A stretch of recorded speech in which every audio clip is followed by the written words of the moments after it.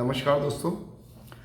पिछले कुछ समय से मेरे पास लगातार कई तरह के सवाल बच्चों के आए, जिसमें ख़ास तौर से बीएलआईएस या एमएलआईएस के छात्रों का एक बहुत ही महत्वपूर्ण सवाल रहा कि जैसे आप सभी जानते हैं, जुलाई 2022 सत्र से इंटर्नशिप का एक प्रावधान रखा गया है बीएलआईएस और एमएलआईएस पाठ्यक्रम में। तो सवाल महत्वपूर्ण ये है कि क्या अगर हम इंटर्नशिप की बदले अगर कुछ और चीज़ को एक्सेप्ट करते हैं, अल्टरनेटिव वे में अगर हम जाते हैं, तो वो अल्टरनेटिव हमारे लिए फ़ायदेमंद होगा। उसके लिए क्या करना होगा, कैसे करना होगा। तो आज का मेरा ये वीडियो विशेषकर उसी के लिए है, जिसमें मैं प्रयास करूंगा सबसे पहले कि जो इंटर्नशिप है वो किस तरह से विधिवत तौर पर आपको करनी है, पहली चीज़। उसके अलावा अगर आप इंटर्नशिप नहीं कर पा रहे हैं किसी कारण से, तो उसके बदले में उसके अल्टरनेटिव के तौर पर आप किस तरह से उसका सब्स्टिट्यूट आप सेलेक्ट कर सकते हैं। तो जैसे आप सभी जानते हैं कि इंटर्नशिप के लिए इग्नू क्षेत्रीय केंद्र दरभंगा ने या सभी क्षेत्रीय केंद्र ने अपने कुछ अध्ययन केंद्रों को या कुछ केंद्रों को चयनित किया है, और उन केंद्रों पर हम लोगों ने छात्रों को एक लेटर इशू किया है, और उस लेटर के आधार पर वो अपने सेंटर्स पे जहाँ पे आपको इंटर्नशिप करनी है वहाँ पर वो जा सकते हैं। स्कूल ऑफ सोशल साइंसेस के द्वारा जो प्रस्तावित हैं उसके अनुसार आपको कम से कम 100 आवर्स या 100 घंटे का समय आपको इंटर्नशिप में देना होगा, और जिसका प्रारूप भी उन्होंने तय कर रखा है, जिसके तहत आपको कम से कम 5 दिन आपको हफ्ते में जाना होगा, और 5 दिन में एक दिन में 5 घंटे का समय आपको अपने लाइब्रेरी में जहाँ पे आप इंटर्नशिप के लिए जा रहे हैं वहाँ देना होगा। तो इस प्रकार से अगर मैं बात करता हूँ, एक दिन में आप 5 घंटे देते हैं तो एक हफ्ते में आपका 5 दिन के हिसाब से 25 आवर्स होगा, और 25 के हिसाब से अगर आप 4 हफ्ते की इंटर्नशिप करते हैं या 1 महीने का पूरा इंटर्नशिप का समय आप देते हैं, तो ऐसी स्थिति में आपको 100 आवर्स का पूरा जो प्रक्रिया है वो पूर्ण होगी। अब इस 100 आवर्स के लिए आपको करना क्या है, तो इसके लिए भी एक जो स्टैंडर्ड ऑपरेशंस है, प्रोसीजर्स है, एसओपी में उन्होंने मेंशन किया हुआ है कि सबसे पहले तो आपको यहाँ से लेटर ले जाने के बाद अपने सेंटर पे अपना कंसर्न देना है। वहाँ आपको नियमित तौर पर अपनी अटेंडेंस आप सुनिश्चित करनी है, और इसके साथ साथ में प्रतिदिन आप जिस दिन भी जाएंगे, जैसे अगर आप 20 दिन जाते हैं तो 20 दिन का आपको वहाँ पर एक लॉग बुक टाइप का प्रतिदिन आपको भरना होगा, और उस लॉग बुक में आपने जो जो सीखा, जैसे अगर मैं पुस्तकालय की बात करता हूँ तो पुस्तकालय में कई सारे आयाम होते हैं, जिसमें आपका लाइब्रेरी का क्लासिफिकेशन से लेके उसका मेंटेनेंस, उसका बाकी सब चीज़ें, ऑनलाइन सर्विसेज हैं या ऑफलाइन सर्विसेज में।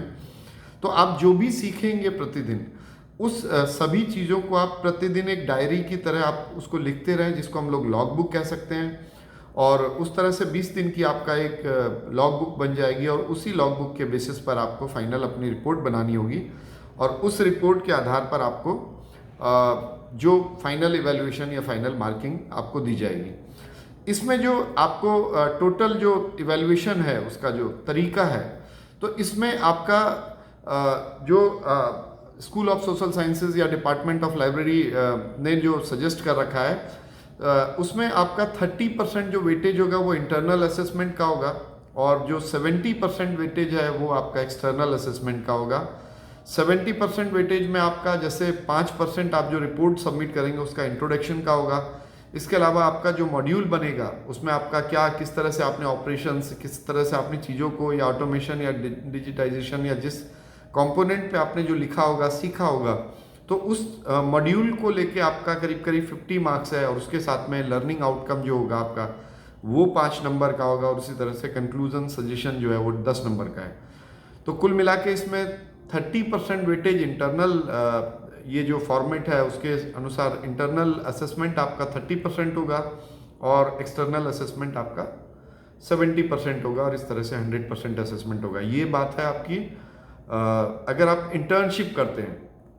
इंटर्नशिप के बाद में अगर मैं बात करता हूँ, जैसे मैंने वीडियो के शुरुआत में ही कहा कि अगर आप इंटर्नशिप करने की स्थिति में नहीं है, क्योंकि कई छात्र ऐसे भी हो सकते हैं जो कि 30 दिन का समय या 20 दिन का समय अगर नहीं दे पा रहे हैं, उनको छुट्टी नहीं मिल सकती, हो सकता है वो किसी विभाग से जुड़े हुए हैं, किसी और कार्य से, या कोई और रिस्पॉन्सिबिलिटी उनके पास है, तो ऐसी स्थिति में वो उनके पास एक ऑल्टरनेटिव, एक ऑप्शन है।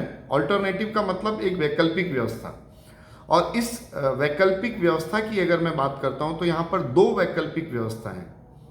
एक जो पहली वैकल्पिक व्यवस्था है वो है लिटरेचर सर्वे। लिटरेचर सर्वे में अगर मैं कहता हूं लिटरेचर सर्वे एक वैकल्पिक व्यवस्था है, और जो दूसरी वैकल्पिक व्यवस्था है वो आपका है लाइब्रेरी बेस्ड सर्वे। तो आप इन दोनों में से एक वैकल्पिक व्यवस्था में से चयन कर सकते हैं। इन दोनों व्यवस्था में अगर मैं बात करता हूँ लिटरेचर सर्वे में किस प्रकार से आपको करना होगा, या फिर अगर लाइब्रेरी सर्वे आप कर रहे हैं तो लाइब्रेरी सर्वे को कैसे आपको करना होगा, तो इसको भी आप अच्छी तरह से समझ लीजिए। सबसे पहले मैं अगर लिटरेचर सर्वे की बात करता हूँ तो लिटरेचर सर्वे में आपको एक टॉपिक सबसे पहले एक सेलेक्ट करना होगा। टॉपिक में अगर मैं बात कर सकता हूँ जैसे कि एसओपी में उन्होंने दिया हुआ है स्कूल्स ने कि आप जो लाइब्रेरी का चेंजिंग ट्रेंड है उसको आप एज ए टॉपिक ले सकते हैं, या फिर आप डिजिटल लाइब्रेरी को लेके आप जो भी रिपोजिटरीज हैं उस पर आप वर्कआउट कर सकते हैं, उसको टॉपिक ले सकते हैं। ओपन एजुकेशन रिसोर्सेज पे आप टॉपिक ले सकते हैं। डिजिटल इंफॉर्मेशन सर्विसेज है उस पर उसको एक टॉपिक की तरह आप मान ले सकते हैं, या NEP 2020 और लाइब्रेरीज हैं इसको एक टॉपिक की तरह ले सकते हैं। और जो भी टॉपिक आप सेलेक्ट करते हैं उस पर आपको कम से कम एक रिपोर्ट सबमिट करनी होगी, और ये रिपोर्ट लगभग 5000 वर्ड की होगी। यानी कि 5000 वर्ड के अगर मैं कंपेयर करता हूँ तो आप मान के चलिए एक पेज में लगभग 100 वर्ड होते हैं। तो ऐसी अवस्था में अगर 5000 वर्ड्स में अगर आपको रिपोर्ट लिखनी है तो उस रिपोर्ट का एक फॉर्मेट होगा, और वो रिपोर्ट के फॉर्मेट में सबसे पहले आप एक एब्स्ट्रैक्ट लिखेंगे जो 200 पेज का, लगभग 2 पेज का यानी 200 वर्ड का होगा। तो एब्स्ट्रैक्ट में पूरा समरी बनाएंगे रिपोर्ट की। उसके बाद में आप इंट्रोडक्शन एक लिखेंगे। इंट्रोडक्शन में आपने जो भी टॉपिक सेलेक्ट किया उसके बारे में आप फीडबैक क्या है, उसके बारे में जो समरी है, उसका बैकग्राउंड है, वो सारी चीज़ें आप इंट्रोडक्शन में लिखेंगे। इसके अलावा एम्स एंड ऑब्जेक्टिव में जो भी आपने टॉपिक पे आपने जो काम किया है तो उस टॉपिक में किस प्रकार से आप किस ऑब्जेक्टिव को ध्यान में रखते हुए आपने वो टॉपिक चयन किया है, क्यों, उसके बारे में आप डिटेल आप सब सारी चीज़ इसमें आप लिखेंगे। इसके अलावा एम्स एंड ऑब्जेक्टिव के बाद में आप उसका स्कोप और लिमिटेशन, यानी कि जिस टॉपिक को आपने चयन किया है उसका स्कोप क्या है, उसमें कमियां क्या हैं, लिमिटेशंस क्या हैं। इसके अलावा जो भी आप डेटा कलेक्शन करेंगे जो लिटरेचर का, तो वो आपका जो भी आपने मेथडोलॉजी अडॉप्ट की, यानी कि हो सकता है आपने जो भी लिटरेचर आप कलेक्ट कर रहे हैं किसी लाइब्रेरी में जाके लिटरेचर कलेक्ट कर रहे हैं, या फिर आप हो सकता है संभावित तौर पर ऑनलाइन लिटरेचर कलेक्ट कर रहे हैं, या फिर कोई भी आपने स्ट्रेटजी यूज़ की है उससे रिलेटेड लिटरेचर कलेक्ट करने के लिए, तो वो सभी स्ट्रेटजीज को आप स्कोप एंड लिमिटेशन में लिख सकते हैं। मेथडोलॉजी में लिखेंगे, इसके अलावा किस मेथड से आपने किया है, और उसके बाद फिर आप ये फाइनल अपना कंक्लूजन या थीम और सब थीम रहेगी, उसके बाद कंक्लूजन एंड सजेशन रहेगा, और उसके बाद जहाँ जहाँ से आपने रेफरेंस लिया है, रेफरेंस यानी कि जो भी मदद लेते हैं तो उसका एक साइंटिफिक वे ऑफ रिप्रेजेंटेशन होता है, तो वो रिप्रेजेंटेशन आप रेफरेंसेस या बिब्लियोग्राफी में करेंगे। तो इस तरह से लगभग 5000 वर्ड का यानी 50 पेजेस की रिपोर्ट आप सबमिट करेंगे किसी एक टॉपिक पर। और ये जो टॉपिक होता है इसको हम लोग चूँकि जो आपने एक लिटरेचर के फॉर्मेट में एक सर्वे करेंगे, इसीलिए जो ये अल्टरनेटिव व्यवस्था है इसको हम लोग लिटरेचर सर्वे कहते हैं। फिर से मैं एक बार दोहराता हूँ, एक टॉपिक लेंगे, उस टॉपिक पे आपको introduction, review literature, material method, किस तरह से आपने कलेक्ट किया, उस टॉपिक की पूरी डिटेल आप कलेक्ट करके लगभग 5000 वर्ड की एक रिपोर्ट सबमिट करेंगे। और ये जो रिपोर्ट है इसका असेसमेंट कैसे होगा ये भी आप समझ लीजिए। इसमें आपका जो इंट्रोडक्शन वाला पार्ट होगा वो 5 नंबर का होगा। जिस एम्स एंड ऑब्जेक्टिव पे आपने वो टॉपिक सेलेक्ट किया है वो आपका 10 नंबर का होगा। इसके अलावा आप जो स्कोप और लिमिटेशन जिस हेड्स में जितना डिटेल लिखेंगे वो आपका 10 मार्क्स का होगा। मेथडोलॉजी आपके 10 मार्क्स की होगी। थीम और सब थीम जो भी आपने बनाई है वो 20 मार्क्स की होगी। और इसके अलावा जो भी आपने प्रेजेंटेशन देंगे वो अपने वर्ड में आप उसको समराइज करेंगे तो वो 30 मार्क्स का होगा। कंक्लूजन 10 मार्क्स का होगा, और इस तरह से जो रेफरेंस होगा वो आपका 5 मार्क्स का होगा। तो ये एक इवैल्यूएशन क्राइटेरिया है अगर मैं बात करता हूँ लिटरेचर सर्वे की। इसके अलावा जो नेक्स्ट है जिसको हम लोग कहते हैं अल्टरनेटिव के तौर पर, अगर इंटर्नशिप के बात करते हैं तो दूसरा अल्टरनेटिव जो है मेरे पास वो है लाइब्रेरी बेस्ड सर्वे। लाइब्रेरी बेस्ड सर्वे में आपको किसी भी लाइब्रेरी को कम से कम 5 लाइब्रेरीज को आपको पहले सेलेक्ट करना होगा। और उन 5 लाइब्रेरीज़ में किस तरह की आपका फंक्शनिंग है, उस सारा चीज़ों को आपको एक रिपोर्ट के फॉर्मेट में करना होगा। तो सबसे पहले तो वो जो 5 लाइब्रेरीज़ आपने जो सर्वे के लिए सेलेक्ट की है लाइब्रेरी सर्वे के तौर पर, तो उनमें उन 5 लाइब्रेरीज़ का एक ब्रीफ हिस्ट्री, कहाँ पे किस तरह से है, कौन सी लाइब्रेरी का क्या ऑब्जेक्टिव है, ये सारा चीज़ आप उसको मेंशन करेंगे। मिशन क्या है, उसका ऑब्जेक्टिव क्या है लाइब्रेरी का, हो सकता है इंस्टीट्यूशनल लाइब्रेरी है या फिर पब्लिक लाइब्रेरी है, तो जो भी लाइब्रेरी है उसका ऑब्जेक्टिव क्या है। उसके अलावा उसका ऑर्गेनाइजेशनल स्ट्रक्चर का मतलब कि वो कहाँ पर स्थापित है, उसमें कितने स्टाफ काम करते हैं, तो वो सर्वे के एक पार्ट के तौर पर आप उसमें करेंगे। इसके अलावा लाइब्रेरी में क्या क्या कलेक्शन है उन 5 लाइब्रेरीज में, तो वो सारा कलेक्शन, कितना इलेक्ट्रॉनिक मीडिया है, कितना उसका बुक्स है, प्रिंट मटेरियल वहाँ कितना है, नॉन प्रिंट मटेरियल कितना है, तो वो सारा डिटेल आप करेंगे।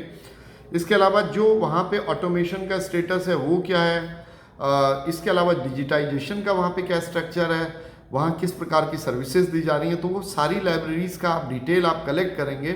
और कलेक्ट करने के बाद उसको एक कंक्लूज़न बना के, उसकी एक समरी रिपोर्ट बना के, उसका पूरा फाइनल आप सबमिट करेंगे एक रिपोर्ट की तौर पर। तो ये आपका लाइब्रेरी सर्वे होगा। और इस लाइब्रेरी सर्वे का जो मार्किंग पैटर्न होगा वो भी आपका इंट्रोडक्शन 5 नंबर का होगा, मेथडोलॉजी 10 नंबर का होगा। इसके अलावा जो आप ऑपरेशन, सर्विसेज, ऑटोमेशन या डिजिटाइजेशन के संबंधित जो भी रिपोर्ट देंगे तो वो 50 मार्क्स की होगी। इसके अलावा वेबसाइट और जो सोशल मीडिया होगी तो वो 10 मार्क्स की है। लाइब्रेरी और ओवरऑल प्रेजेंटेशन जो होगा वो 10 मार्क्स का होगा।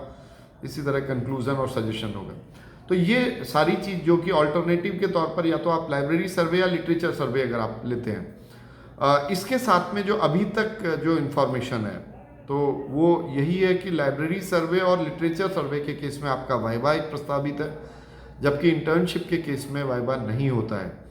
अब अगर मैं व्यक्तिगत तौर पर कहता हूँ, क्योंकि कई छात्रों का एक सवाल होता है कि सर ये बताइए कि लाइब्रेरी में इंटर्नशिप करें या लिटरेचर सर्वे या लाइब्रेरी सर्वे पे हम लोग जाएं, तो मेरा अपना व्यक्तिगत अनुभव है, जैसे कि आप सभी जानते हैं कि इंटर्नशिप को जोड़ने का जो उद्देश्य ही यही था कि भाई छात्रों को हम लोग किस प्रकार से प्रैक्टिकल नॉलेज के बारे में बता पाएँ, प्रैक्टिकली उन लोगों को, मतलब लाइब्रेरी के सिस्टम को, उसके माहौल को, उसमें क्या क्या कार्य होता है उसको समझा सकें।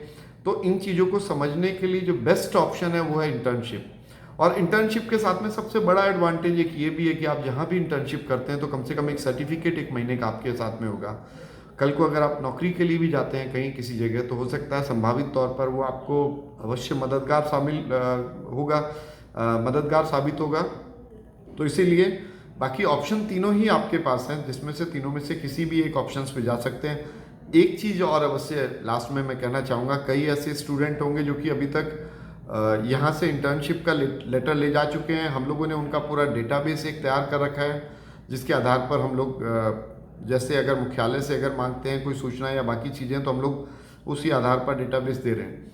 अगर किसी छात्र को लगता है आज कि वो इंटर्नशिप के बदले लाइब्रेरी सर्वे या अपना लिटरेचर सर्वे करना चाहें, तो ऐसी स्थिति में उनसे आग्रह होगा कि वो क्षेत्रीय केंद्र आकर अपना जो लेटर है इंटर्नशिप का उसको सरेंडर कर दें, ताकि हम लोग उनको रिकॉर्ड से हटा सकें, ताकि हम लोग अपना जो कार्य कर रहे हैं उसमें पूरी तरह से पारदर्शिता हो। मुख्यालय को भी पता हो कि कितने छात्र इंटर्नशिप के लिए हैं, कितने लोग अल्टरनेटिव के लिए हैं, कितने लोग लाइब्रेरी के लिए जा रहे हैं, बाकी चीज़ें। और सबसे महत्वपूर्ण चीज़ यह है कि आप इन तीनों चीज़ों को कहीं से भी करें, चाहे आप इंटर्नशिप करें या लिटरेचर सर्वे करें या लाइब्रेरी सर्वे करें, तीनों ही स्थिति में आप अपनी अपनी रिपोर्ट जितना जल्दी हो, क्योंकि अभी अगस्त है, अगस्त के साथ में सितंबर है, सितंबर के बाद में अक्टूबर तक के लिए अगर आप कर सकते हैं तो अक्टूबर तक लास्ट तक अपना कंप्लीट करके नवंबर तक ये सारी रिपोर्ट जमा कर दें, ताकि हम लोग मुख्यालय के से जो भी आदेश मिले उस आदेश के अनुरूप हम आपकी रिपोर्ट दिल्ली भेज पाएँ। तो इन्हीं सूचनाओं के साथ में आज के इस कार्यक्रम को मैं यहीं विराम देता हूं, और उम्मीद करता हूं आपको ये कार्यक्रम अच्छा लगा होगा। कई ऐसे छात्र भी होंगे जिन्होंने अभी तक ये चैनल सब्सक्राइब नहीं किया होगा, तो ऐसी स्थिति में आप सभी से आग्रह करूंगा कि आप इस चैनल को सब्सक्राइब करें, नोटिफिकेशन को ऑन करें, ताकि आपको समय समय पर जो भी सूचनाएं हैं उन सभी सूचनाओं से रूबरू हो पाए। धन्यवाद। मैं डॉक्टर राजीव कुमार, सहायक क्षेत्रीय निदेशक, इग्नू क्षेत्रीय केंद्र दरभंगा।